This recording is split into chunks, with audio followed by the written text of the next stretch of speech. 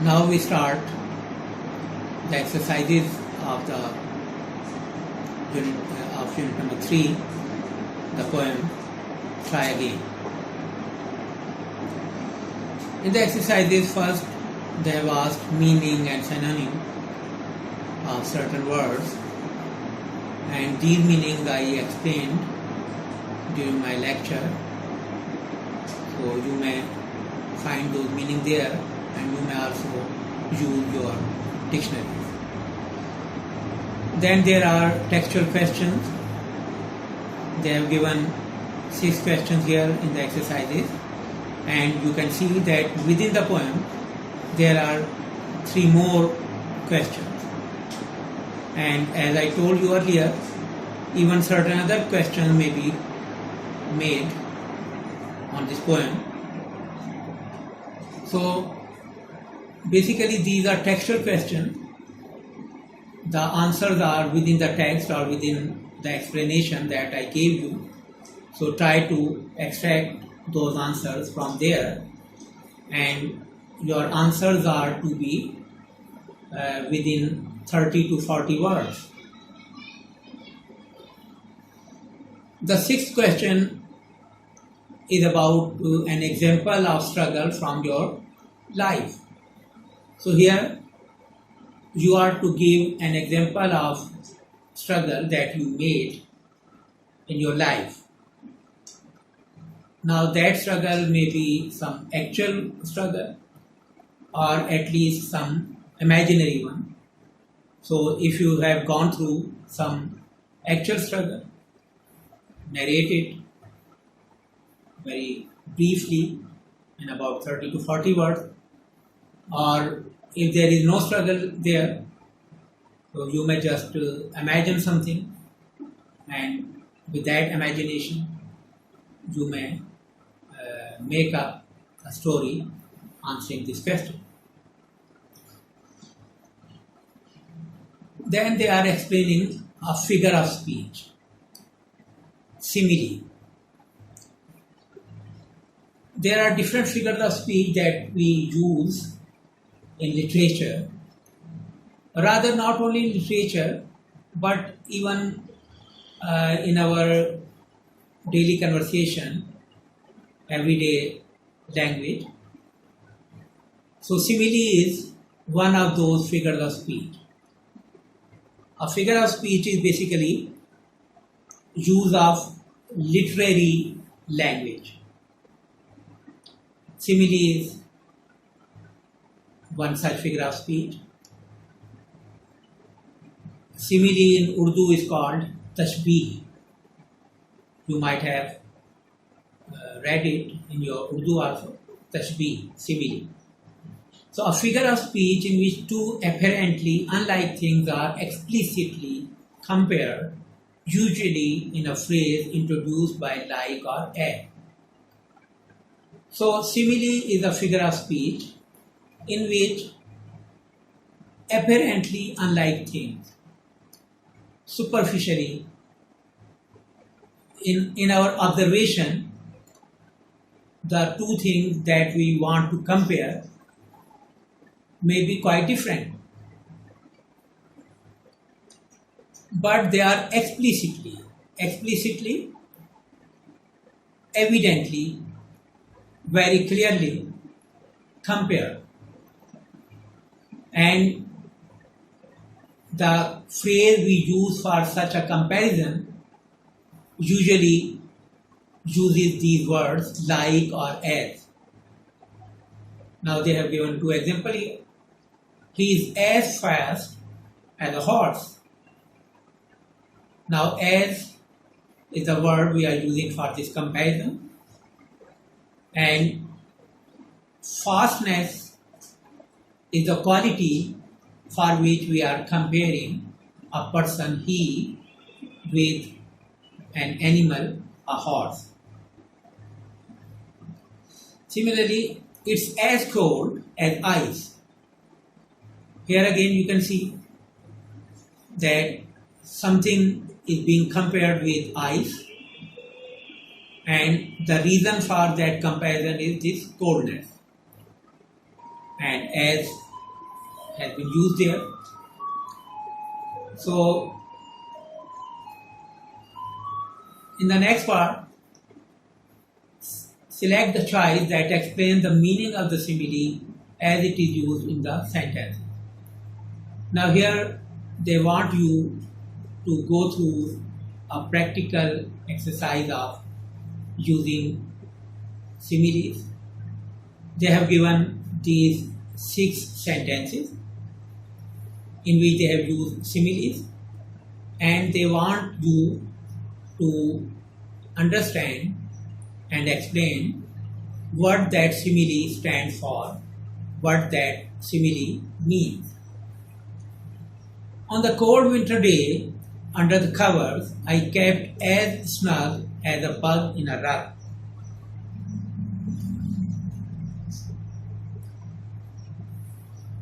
Under the covers here means sheets or blanket or quilt. I kept as snug. Snug means comfortable, cozy, snug, cozy, comfortable. Bug is an insect, and rug is a small carpet.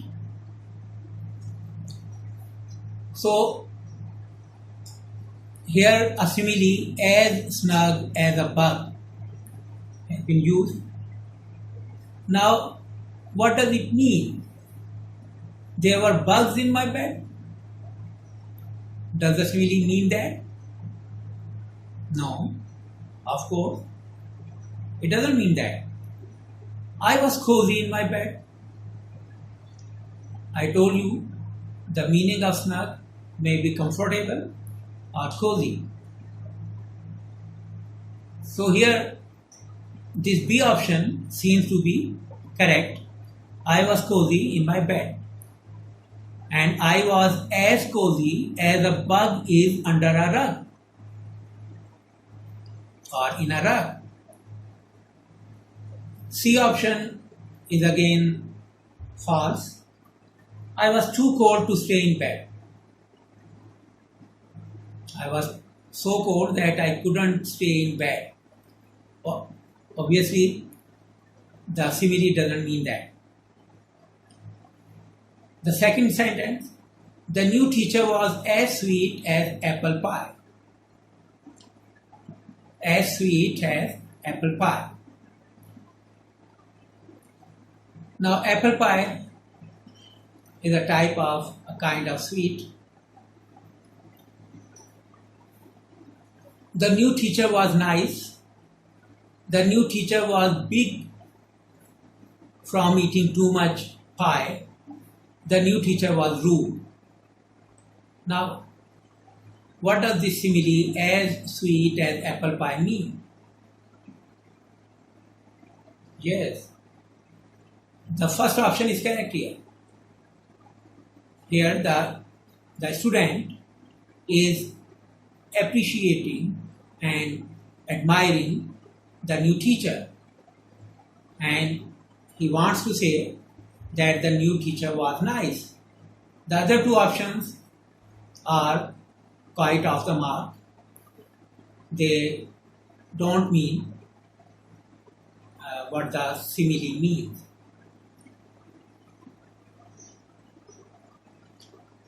The third sentence, the leader was as wise as an owl.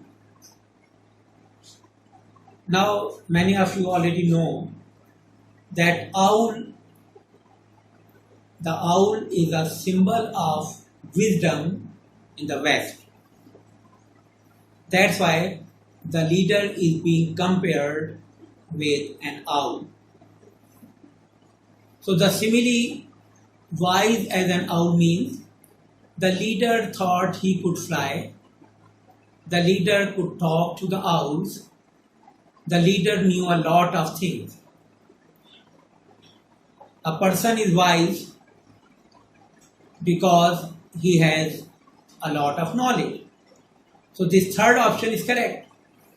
The leader knew a lot of things. He had very deep and great knowledge. That's why he was as wise as an owl. The other two options are incorrect. Sentence number 4. The shopping center was like a three-ring circus that the day before Eid. Like a three-ring circus. It's the simile that is used in this sentence.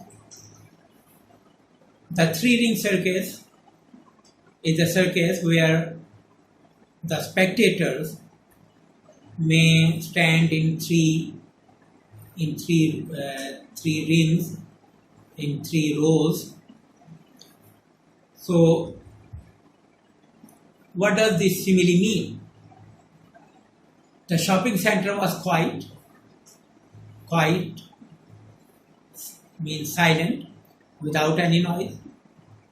Of course, a shopping center can't be expected to be noise-free, to be quiet. The shopping center was big. Now, three-ring circus may be big, but obviously the writer or the speaker doesn't want to say that the shopping center was big. The shopping center was really busy. It is what the writer or speaker wants to say. The shopping center was as busy as a three-ring circus where a number of people gather to watch different feats of circus. Number 5. Danish threw such a temper outburst over such a tiny thing. He was acting like a baby. Now here a person, Danish, expressed a lot of anger. He felt offended and he expressed his outrage, his anger very excitedly through such a temper outburst. Outburst is a very powerful expression, and tiny is small. Though the matter was very small, yet Danish was a quick-tempered person and he became very angry and offended at that small thing. And the writer says that he was acting like a baby. Like a baby is the simile here. Now in the sentence they have given the name Danish, whereas in the answers, in the options, they are using Danish. So it's some mistake on their part. Okay, it doesn't have any effect on the meaning or the importance of the sentence. The simile, we are to discuss that simile here. So like a baby means Danish was mature. Now you know, mature means ripe, one who has attained a certain age where his mind is now capable of performing like the grown-up persons. So such a person is called mature, and a baby is very far from being mature. Danish was acting childish. That's the real meaning of the simile. Yes, Danish became angry on a small thing. That means that he was acting like a baby. He was acting childish, in a childish way. Danish was babysitting. Babysitting is taking care of a baby in the absence of its parents. So now that is not what the writer wants to say there. Now the last one, Mohsin was as explosive as a volcano when he found out his bike had been stolen. Mohsin was as explosive. Explosive, a thing that explodes, that bursts. He was explosive. He was quite aggressive. He was deeply angry as a volcano. A volcano is a mountain that gives out lava, that gives out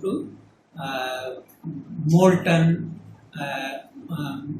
matter, that is called lava.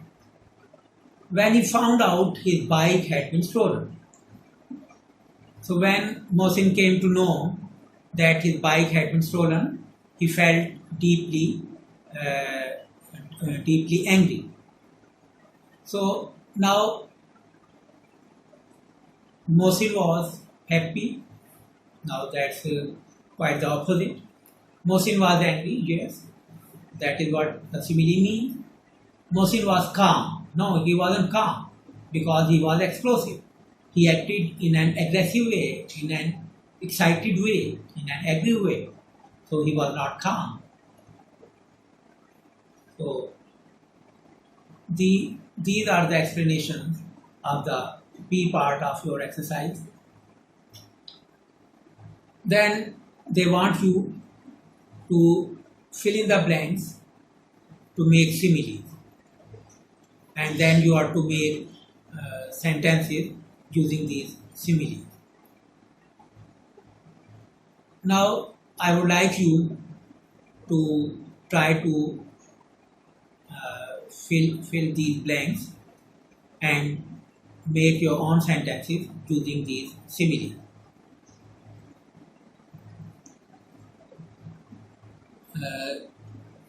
Then they are discussing another part of speech, that is alliteration. Alliteration. It is another, I said parts of speech. No, it's not part of speech, figure of speech rather. A figure of speech, as we saw, simile is a figure of speech, and alliteration is another figure of speech. So they are giving the definition of alliteration and an example. The repetition of the same sounds or of the same kind of sounds at the beginning of words or in stressed syllables. So when the same sounds or similar sounds are used in the beginning of words or in the beginning of stressed syllables, we say that alliteration is being used. So this figure of speech is basically related to sound effect, rhythm, and flow of sound. Alliteration is the use of the same or similar sound in the beginning of word. She sells seashells by the seashore. Now they have given this one sentence there as an example. You can see that she has the sound of she, and shell and shore, the sound is repeated here. Similarly, cell, sea, and again sea, S sound is repeated here. So such repetition of sounds is called alliteration. So okay, we stop here for the time being. Inshallah, in our next clip, we'll go through some other part of the exercise.